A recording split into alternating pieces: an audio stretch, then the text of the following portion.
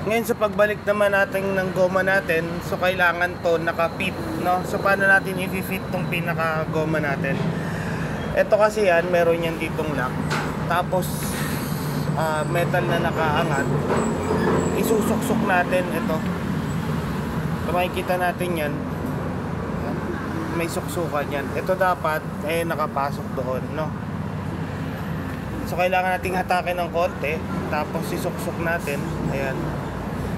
Palibot.